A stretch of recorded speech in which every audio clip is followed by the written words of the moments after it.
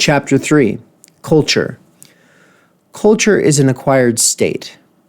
That man is cultured who has been shaped by a given historical ideal. A coherent system of associations, gestures, values, ways of putting things and abilities have become second nature to him. The Greek conception of culture was physical beauty combined with continuous achievement of excellence. The Romans, conduct characterized by self-control and consciousness of duty. The Englishmen's, the ideal of the gentleman. These cultural ideals may set their bearers apart from other men in one of 4 different ways. They may differentiate them according to their social class origin, knight, priest, monk, burgher. They may express the intellectual sphere which sets the tone, man of the world, artist and poet or scholar. They may express the chief area of competence, training in poetry and sports, scholastic learning and competence, training in language and literature, knowledge of technology and the natural sciences. Finally, they may express the institution in which this education was acquired, the Greek gymnasium and place of assembly, the princely court, the French salon, or the German university. Common to all these cultural ideals is the feeling for form and self-discipline, and the sense that culture must become one's second nature through practice, as if all were inborn rather than acquired. In contrast to the general education of the whole man, what we call specialized training is only one aspect of education. This is training for a specific occupation requiring specialized knowledge and skills. Social privilege, though not identical with education, is one of its consequences. In Hellenistic Egypt, it was solely his gymnastic education as a Greek ephebe which qualified an Egyptian for public office. Lists were kept of all those so educated.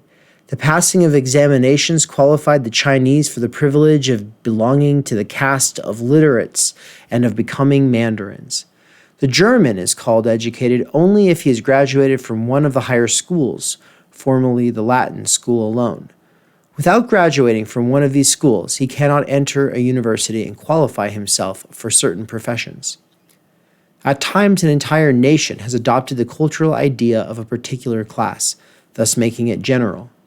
In this way, the set and uniform characteristics of the English gentleman or the Frenchman became possible, while in Germany, no one class had developed a cultural ideal of sufficient suggestive power. Because of this, the German lacks a uniform national culture.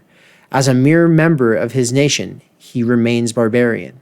For the German, culture is always a purely personal matter. As far as culture originates at the university, it takes the form of scholarly and scientific discipline. This is the function of the scientific outlook and of the particular subjects emphasized. The scholarly and scientific outlook is more than specialized knowledge and competence. It is the ability to suspend temporarily one's own values for the sake of objective knowledge, to set aside bias and special interests for the sake of an impartial analysis of data. In doing this, we not only achieve essential impartial knowledge, but also our personal bias is put in a new light. Fanaticism and blindness are eliminated. The very experience of our limitation creates the basis for true objectivity. The insoluble problems which we confront and which point beyond themselves for their solution teach us to seek the real answers beyond the data at hand. The scientific outlook stands for more than specific factual knowledge. It involves the transformation of our whole person in accordance with reason. The scientific method calls for objectivity, for devotion to the task, for careful weighing, searching out of contrary possibilities, self-criticism. It does not permit one to think as one pleases and to forget everything else at the whim of the moment. It is characterized by a skeptical and questioning attitude, by caution when drawing general conclusions, by testing the limits and conditions of our assertions. Without the continuous exercise of reason in the sciences, education in accordance with a fixed ideal will prove rigid and confining. When education trains us to apply reason to every problem and achieve the flexibility of reason in our life as a whole, then it will truly humanize. A further characteristic of scientific education derives from the special disciplines to which the scholar has dedicated himself. The educational value of the natural sciences and the liberal arts is very different in character. The realism of natural science on the one hand and humanism on the other seem like two distinct cultural ideals. Both rely on scientific research, the one through familiarity with natural phenomena observed and experimented upon, the other through familiarity with books and the works of man subjected to analysis. The liberal arts study the spirit of man. Understanding here involves a meeting of minds across the centuries. We confine ourselves to what we can understand. The men, the works, the period. Only rarely do we touch upon the geographical, racial, and natural premises of the products of the human mind, which elude explanation. All of our life, however, is permeated by these imponderables, which natural science seeks to understand. In the liberal arts, we acknowledge these facts as something we explain as outsiders, but do not understand intrinsically. Scholar and scientist each tend to claim that their own discipline is the only true one. Natural science, with its particular knowledge of that reality with which our entire intellectual being is involved, blocks the tendency to ascribe all to spirit. Conversely, the liberal arts oppose the reduction of spirit to matter in biology, with the knowledge that the human spirit cannot be reduced in this way, but that it has its own independent origin. An educational ideal in which humanism and the realism of the natural sciences are joined to one another for their mutual enlightenment has not been realized so far. The liberal arts are valuable educationally because they allow a realization of the substance of the human past, a participation in tradition, a knowledge of the breadth of human possibilities. Even where the manner of discovery has been forgotten, this is studied in philology, the result as such retains its importance. To assimilate the myths, images, and works of a great past has in itself educational value. The educational value of the natural sciences lies in the training for exact observation. The subject matter itself has educational value to a far lesser degree than that of the liberal arts. In physics and chemistry, the results are relatively unimportant, whereas the method through which they are obtained has educational value.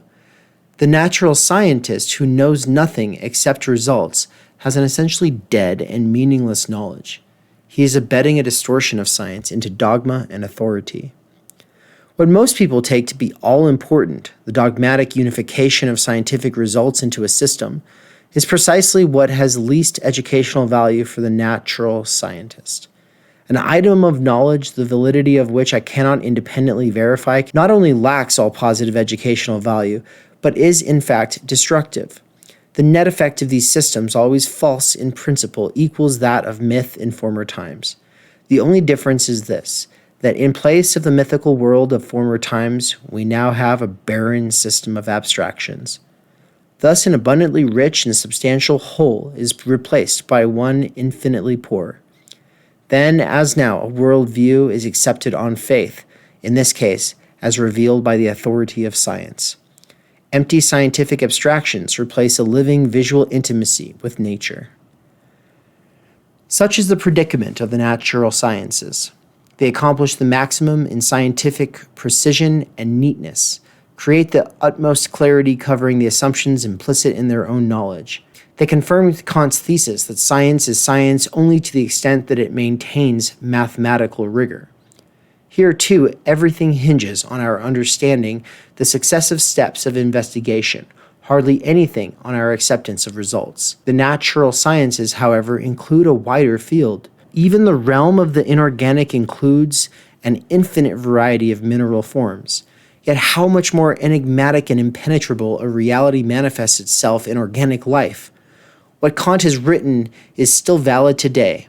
Quote, "It is quite certain that we cannot adequately comprehend, much less explain, organic life and its internal potentialities according to causal mechanistic principles.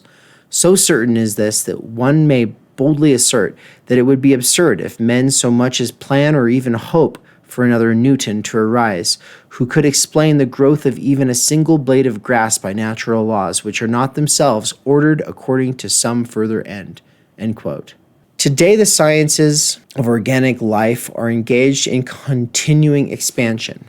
The subject matter comes close to having independent educational value, for we have obtained insights into a new world of infinite variety, which broaden, clarify, and deepen our native intimacy with nature.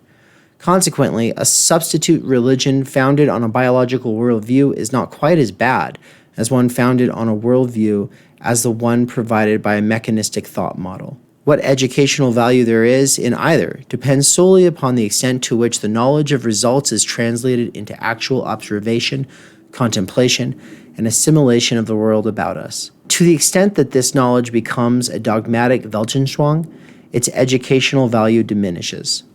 Thus, even if dogmatizations in one form or another really are unavoidable, an authentic mythology full of wonder and magic would still be preferable educationally to any other. Thank you for listening to this audio recording by David McKerracher, published by Theory Underground. This work has been placed in the public domain because of its importance. I hope that you all enjoy this during your holidays in its small daily doses, like an advent calendar. And that if you are intrigued to hear lectures on the topic of the idea of the university, then I hope you will consider joining the course that I am leading with Brian Weeks and Ann Snellgrove, the three of us, all educators interested in the idea of higher education and a kind of learning environment that cares about the freedom of individuals to be able to research what they find most interesting, as opposed to what big business or political partisans think you ought to be researching. I'm going to actually show you all really quick what the website looks like. So you go to theory-underground.com. Make sure to register with the website and then go to courses right here. You can also go to events and get to it that way. And then right here you see Mikey teaches Žižek for They Know Not What They Do. That's a class that kicks off in February. We also have Professional Managerial Class Consciousness. That's kicking off at the end of January. And I'm teaching that one with Elton. And then the idea of the university right here. All three of these are courses that you can add to your shopping cart and choose to take if you want. But the idea of the university, if you click on it, if you're not already logged in, then this is what you should see.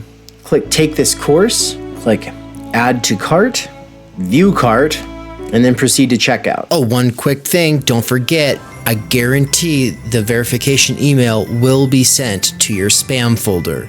So if you're going, I tried to sign up with their website, I registered and everything, I just never got the email. Don't worry. It's in your spam folder. You just have to find it, and you might not be able to find it from your phone. You might have to actually sit down at a laptop. I'm sorry, it's not always as easy as giant mega corporations make it when you try to do stuff underground. So go for it, try it out. Let me know if it works. Okay, bye. So anyway, that's how you do it. I hope to see you there in the discussions on the Zoom chat, but also in the forums, where the real conversation will hopefully be taking place on the website. Anyway, everyone, Merry Christmas, Happy New Year. Take care.